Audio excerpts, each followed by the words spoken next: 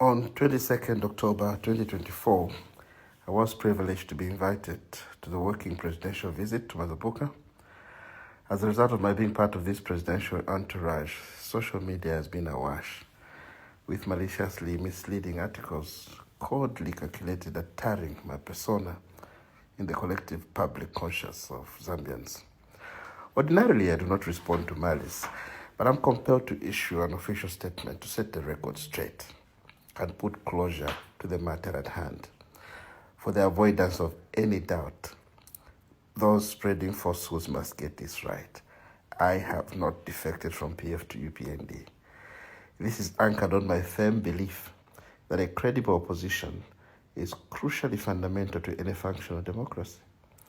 I am the bona fide elected member of parliament for Mansa Central, and under the PF party ticket, I intend to serve out my current term in this regard to the best of my ability and consciously cognizant of my absolute loyalty to the people of Mansa for the privilege they gave me to serve them. Further, I am privileged to be the chairman of the Parliamentary Committee on Parastatal Bodies, a position preserved for opposition members. I swore oath of allegiance to the Republican President and the Constitution of Zambia to serve the people of Zambia in general and those of Mansa Central in particular. I will continue to work with government to serve the people by providing effective checks and balances as we collectively pursue sustainable development, peace, and unity. It is in this regard that I accepted an invitation to accompany the Republican President in the stated portfolios to commemorate the Jubilee celebrations for one of the country's most thriving local Zambian companies, the Nakambala Sugar Estate, at which many activities were launched, inter alia, the expanded outgrower scheme for sugarcane to enhance local participation in the growth of the Zambian economy.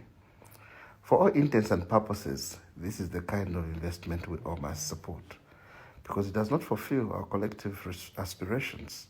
It does not only fulfill our collective aspirations for sustainable development, but also creates both corporate and individual wealth we all desire. We can only succeed as a nation if we create common wealth. We can only share wealth and not poverty, not acrimony, but progressive human fellowship across all facets of development.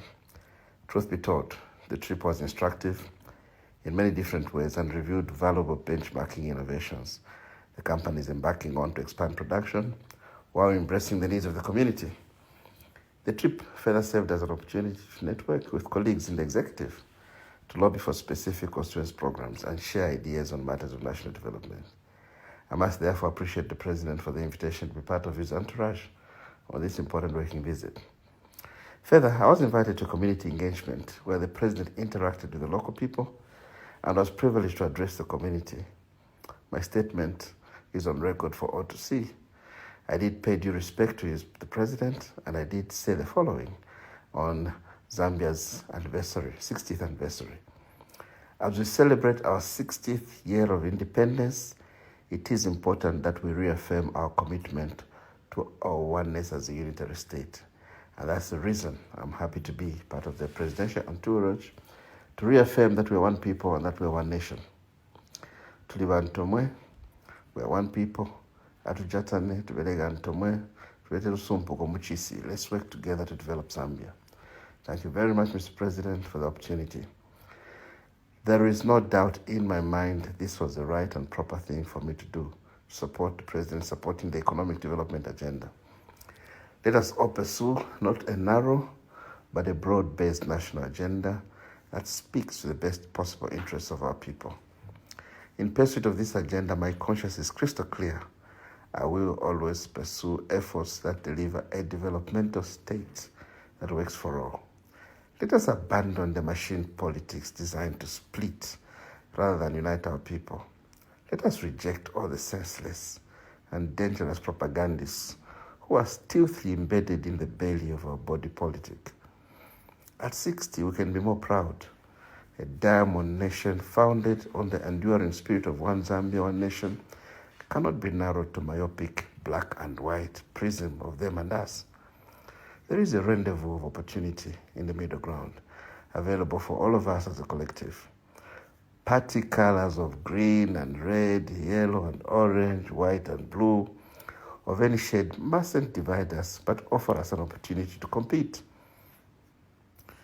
Some of my colleagues, unfortunately, in the PF party may have misconstrued the context of the visit and created the perception in various social and mainstream media that I have defected to the ruling UPND. I repeat, I have not defected from the PF. My appeal to all is to reset our politics, detoxify the environment. Let's recalibrate our collective agenda to focus on service delivery and poverty eradication. Politics should not be acrimonious. It should be a platform for competition of ideas to serve our people. I do not subscribe to politics of acrimony. Let's create a critical mass of leaders and engender a robust, resilient, and sustainable path to prosperity for our people by translating our natural resources into wealth. Let's embrace meritocracy. We have sufficient human capital to drive the agenda. If only we agree to work as a team. Let's not frown upon intelligence and hard work. Politics should not be about perpetual acrimonious discourse, I repeat. It should be a platform for competition of ideas to serve our people. Further, I want to emphasize this. I do not believe in the shared delusion that politics must create a barrier between them and us. We are one people. We are not enemies, but friends. We must not be enemies. Divergent views, yes, we will have, but those should never create wars between us. These wars must come down. We need to start talking to each other. Dialogue is fundamentally important in this era of our political season. We'll provide checks and balances at any given opportunity. As we celebrate our 60th year of independence, let us not be rhetorical about unity. Let's be practical and ensure we embrace activities that promote unity, including talking to each other and not at each other. Compromise is not a dirty word, Theresa May said once, but a way of life that fosters unity and progress. By embracing compromise, we recognize true strength lies in finding common ground and prioritizing the greater good of all personal agendas. My friends and colleagues in the Patriotic Front Party, we need to urgently settle our internal divisions. Before we permanently disorient our grassroots, I reiterate the importance of a credible opposition to objectively check the executive for excesses and ensure accountability to our people. We must not cease to meet and talk to each other and work together. Happy 60th Independence Day.